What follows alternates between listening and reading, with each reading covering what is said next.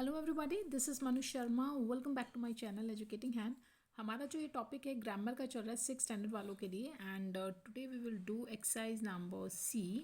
ये आपकी exercise classroom assignment number 79 से। बुक आपको मालूम है बीबीसी कॉम्पैक्टा, मॉड्यूल नंबर रहेगा आपका 6। So without wasting much time let's begin exercise number सी।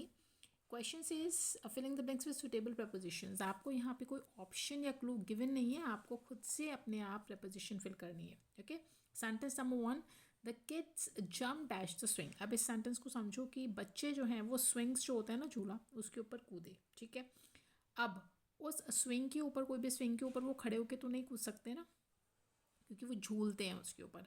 तो वहाँ से हम कूदने का जो मीनिंग यहाँ पे निकल के ला रहे हैं वो ये है कि वो कूदे और स्विंग से अलग हुए, मतलब स्विंग से वो कूदे। ठीक है, तो आप यहाँ पे ओ डबल एफ इस ऑफ का यूज़ करो। मैंने कई बार इस प्रपोजिशन के बारे में बताया। ये जो ऑफ होता है, जो सिंगल ओ एफ है उसका मीनिंग आप का की के जहाँ पे ये निकल के आता है वो फिल करें। ओ डबल एफ ऑफ का मीनिंग होता है किसी चीज़ से अलग होना, सेपरेट होना। ठीक है, तो वो कूदे स्विंग से। मैंने यहाँ पे ओ डबल एफ ऑफ का यूज़ इसलिए किया कि वो स्विंग के ऊपर नहीं कूद रहे, वो कूदे हैं स्विंग से अलग होने के लिए, कि वहाँ से कूदे और नीचे आ गए या कहीं भी ग्राउंड पे कहीं भी, मतलब वहाँ से हट गए वो। ठीक है, चलो second, we are waiting dash a result. हम वेट कर रहे हैं आवर रिजल्ट, हमारे रिजल्ट के लिए, है ना। तो रिजल्ट के लिए बोलते हैं ना वेट हो रहा है, तो के लिए आप यूज़ करें for. Got it. Now third, they are sitting dash the tree. अब वो बैठे हैं पेड़ के कहाँ, ऑब्वियसली नीचे बैठते हैं। ठीक है, शेड के नीचे। तो अब यहाँ पे हम अंडर लगाएंगे। अंडर मीन्स नीचे, क्यों पेड़ के नीचे बैठे हैं। Next, we have lived in this house dash 8 years. अब हम इस घर में रहते हैं 8 सालों से। ठीक है, 8 सालों से, एक एग्जैक्ट टाइम नहीं है, आप फॉर का यूज़ करें 8 सालों से। अगर यहाँ पे कोई एक पर्टिकुलर टाइम होता, ठीक है, इस 8 ईयर्स की जगह अगर आपको ईयर का नेम होता, जैसे 2010 होता, तब आप यहाँ पे सिंस का यूज़ कर देते। एक पर्टिकुलर टाइम होता तब। अब क्योंकि 8 सालों से रह रहे हैं, बट उन 8 सालों में कब से रह रहे हैं वो हमें नहीं पता, तो हम यहाँ पे फॉर का यूज़ करेंगे। Fifth, Anil fell dash the cliff and hurt himself. अब यहाँ पे अनिल जो है वो क्लिफ से गिरा और उसने अपने आप को चोट पहुँचा ली। ठीक है, अब मैंने बोला क्लिफ से गिरा, तो अब यहाँ पे आप फ्रॉम, से के लिए आप फ्रॉम लगाते हैं। ठीक है, क्लिफ से गिर गया। यहाँ पे जो अभी अभी मैंने ओ डबल एफ ऑफ के बारे में आपको बताया वो भी आप यूज़ कर सकते हो, दोनों आपके करेक्ट हैं। क्लिफ से गिरा that is okay, fell off the Cliff यानी वो क्लिफ से गिर के फिर वहाँ से हट गया ना, उससे सेपरेट हुआ तभी तो नीचे आके गिरा और उसको चोट लगी। तो दोनों ही ऑप्शंस आपके करेक्ट हैं। Now six, all of us have to abide dash the laws of a country. अब हमें अपने जो कंट्री के लॉज हैं उनका पालन करना चाहिए। जो भी नियम हमारे लिए बनाए गए हैं पब्लिक के लिए, उनका पालन करना चाहिए।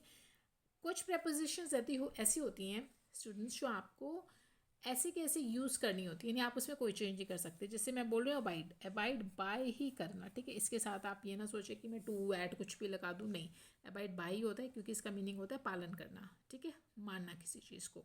तो हमें जितने भी कंट्री के लॉज हैं उनको पालन करना चाहिए। Now seventh, you can not see the sign. तुम साइन नहीं देख सकते। It is booted dash the snow. जो साइन है, कोई भी संकेत है, वो आप नहीं देख सकते क्योंकि ये दबा हुआ है स्नो के नीचे। ठीक है, अब यहाँ नीचे है तो आप अंडर लिख सकते हैं किसी चीज़ के नीचे। आप यहाँ पे ना बर्फ़ में दबा हुआ है, अगर आप में बोलते हैं कि बर्फ़ में दबा हुआ है तो आप इनका भी यूज़ कर सकते हैं। दोनों ठीक है। वैसे अंडर द स्नो ज़्यादा ठीक लग रहा है, पर दोनों ही ठीक है। Now eight, come dash me to the studio tomorrow. अब come dash me to the studio tomorrow, मेरे साथ आना और स्टूडियो के लिए चलना, मतलब टू द स्टूडियो, स्टूडियो के लिए आपको चलना है, स्टूडियो जाना है। टू द स्टूडियो मतलब स्टूडियो जाना है कल। ठीक है, तो कम विद मी, यहाँ पे मैं विद का यूज़ करूँगी कि आप कम विद मी, मेरे साथ आओ टू द स्टूडियो, स्टूडियो के लिए कल। ठीक है, एक क्लियर, कोई दिक्कत नहीं है। Now ninth, this exercise is very difficult dash मी। ये एक्सरसाइज मेरे लिए बहुत डिफिकल्ट है। फॉर मी, के लिए ना, किसके लिए, मेरे लिए, तो के लिए आप फॉर का यूज़ करें। नाउ 10, तो डिस्टर्बेंस हो रही है एक्चुअली, यहाँ पे कंस्ट्रक्शन चल रही है तो उस वजह से कुछ डिस्टर्बेंस है, प्लीज़ उसे इग्नोर करें। Next 10th, our plane is flying dash Mumbai. हमारा जो प्लेन है वो फ्लाई कर रहा है मुंबई के लिए, तो टू मुंबई, उसको मुंबई जाना है। टू आप तब यूज़ करें जब आपको एक पर्टिकुलर डेस्टिनेशन मिला हुआ है, ठीक है। तो हम ये मान के चल रहे हैं कि ये जो प्लेन है ये उड़ा है मुंबई को, ठीक है, मुंबई उसको जाना है। Now 11th, it has been raining dash several days. कई दिनों से बारिश हो रही है। देखो फिर सेवरल डेज है ना, कई दिन, अब हमें नहीं पता वो कितने दिनों से हो रही है, कई दिनों से हो रही है, बट 7-8 दिनों से कब से कुछ पता नहीं, या कोई डे हमें गिवन नहीं है, तो इसीलिए अनसर्टेनिटी है, हम फॉर का यूज़ करेंगे। Now 12th, please return all the books dash Monday. कृपया लौटा देना सभी पुस्तकें मंडे को, ठीक है। अब आपको एक डे है, वैसे तो डे के साथ आप प्रेपोजिशन ऑन का यूज़ करते हैं ना, आपको पता भी है, पहले डे होता है।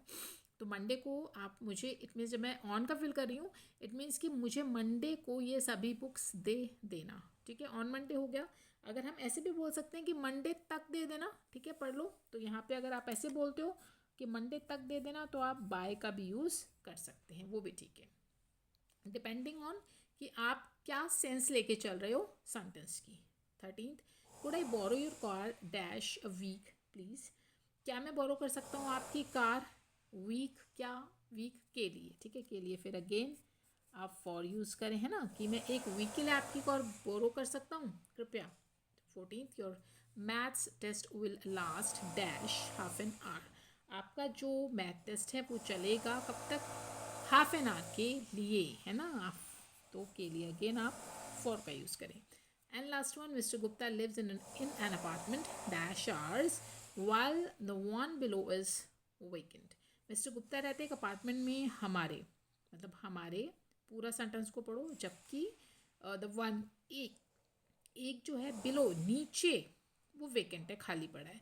तो अगर नीचे खाली पड़ा है, इट मीन्स ऊपर कौन रहता है, मिस्टर गुप्ता, है ना। आप, मैं इसके हिसाब से फिल करी हूँ, और ऊपर के लिए आप यहाँ पे अबव का यूज़ करें। अब आपका सेंटेंस बन गया कि मिस्टर गुप्ता जो है वो अपार्टमेंट जो हमसे ऊपर वाला है, अबव आवर्स, जो हमसे ऊपर वाला है उसमें रहते हैं, और जो नीचे वाला है वो वैकेंट पड़ा है। क्लियर। तो ये थी आपकी exercise number C. I hope clear हो गई होगी। अगर स्टूडेंट्स कोई भी आपको क्वेरीज होते हैं, कोई डाउट्स, आप मुझे कमेंट करके पूछ लिया करो, आपको इमीडिएट रिप्लाई वहाँ पे मिलेगा। एंड वीडियोस कितनी यूज़फुल है आपके लिए मेरी, प्लीज़ मुझे कमेंट करके ज़रूर बताना। एंड लाइक कर दो अगर वीडियो यूज़फुल है, सब्सक्राइब करो चैनल को डेली नोटिफिकेशंस के लिए एंड मेरे मोटिवेशन के लिए। We'll meet in another video. Till then, stay happy, stay healthy.